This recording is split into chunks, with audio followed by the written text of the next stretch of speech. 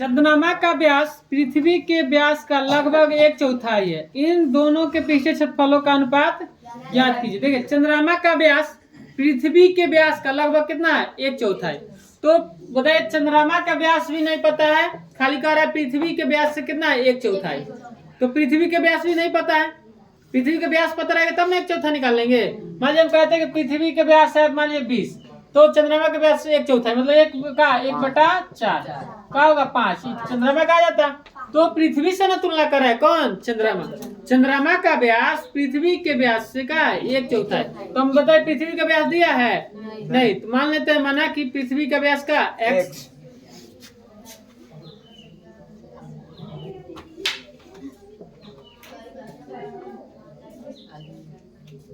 पृथ्वी का माना कि पृथ्वी की व्यास क्या मान लें, x।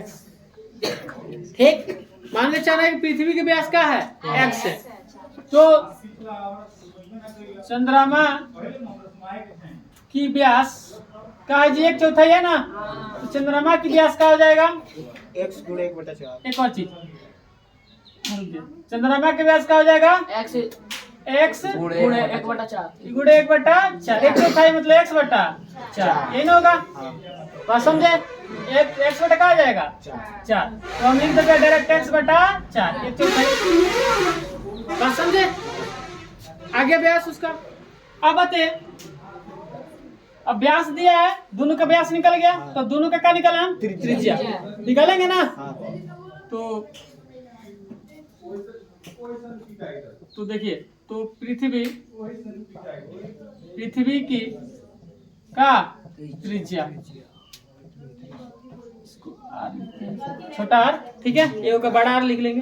पृथ्वी की त्रिज्या क्या होगा, व्यास है कितना x, पृथ्वी का व्यास x, त्रिज्या का होगा x/2, ऐसा होगा कि नहीं। आराम से समझिए, एक शुरू से एक बार समझिए। तो पृथ्वी के व्यास नहीं दिया था, तो मान लिया पृथ्वी के व्यास का x, तो जब पृथ्वी का व्यास x मान लिया तो कह रहा है चंद्रमा के व्यास का 1/4, तो क्या x/का आ जाएगा 4, ठीक, चौथा 1/4 होगा, चौथा भाग। और पृथ्वी की त्रिज्या, व्यास जब x वाला त्रिज्या का होगा आधा होगा ना, दूसरा करेंगे। तो चंद्रमा का व्यास इतना है, इसका त्रिज्या निकालेंगे ना चंद्रमा के, तो दूसरा क्या करेंगे, भाग करेंगे। तो देखिए यहाँ चंद्रमा की क्या त्रिज्या, चंद्रमा का मान है त्रिज्या, इसको क्या मानते हैं, बड़ा r, ठीक है।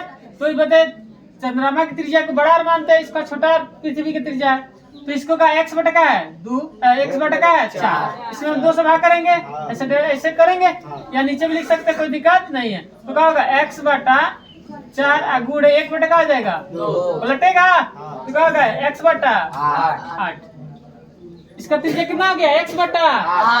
आया समझ में, कोई दिक्कत। व्यास आ गया x/4, तो त्रिज्या निकालेंगे ना इसका, तो चंद्रमा की त्रिज्या निकाले 2 से भाग करेंगे, ऐसे में बाकी है, या आप ऐसे भी लिख सकते हैं, ऐसे भी क्या कर सकते हैं, x/4/2 भाग करेंगे तो क्या होगा x/4, गुणे का पलट जाएगा ना, 1/का हो जाएगा 2, ऐसे भी कर सकते हैं। तो गुणा करेंगे तो ही ना आएगा, तो हम ऐसे कर दिया, आपको समझ में आ जाएगा, कोई दिक्कत नहीं। दोनों की त्रिज्या निकाल लिया, हमें क्या निकालना है जी, अनुपात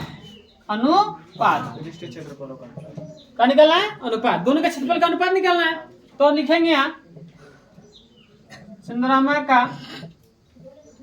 चंद्रमा की पृष्ठीय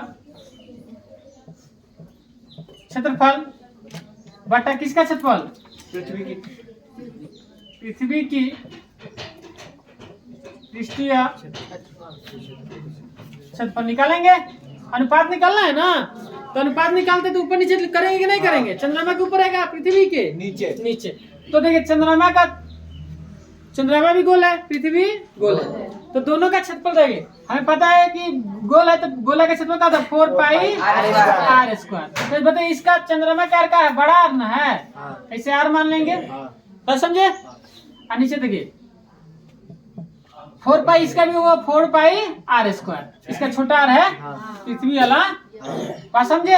ऐसे दोनों से दोनों खत्म, आए समझ में। चले यहाँ देखिए, हमें क्या मिला, r² बटा नहीं, बड़ा r², बड़ा r² बटा छोटा r²।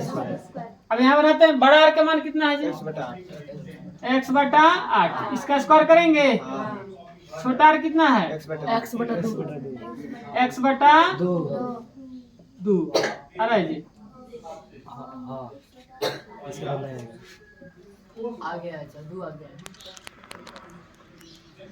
चलिए तो उधर बनाते हैं ना,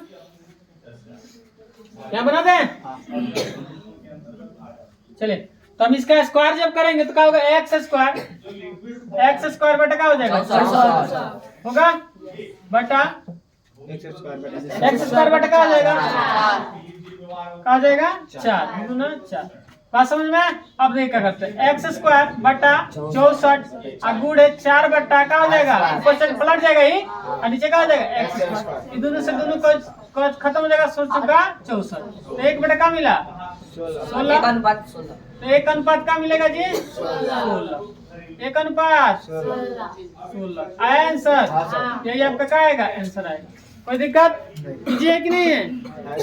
आया समझ में पूरा? चलिए लिख लीजिए अब।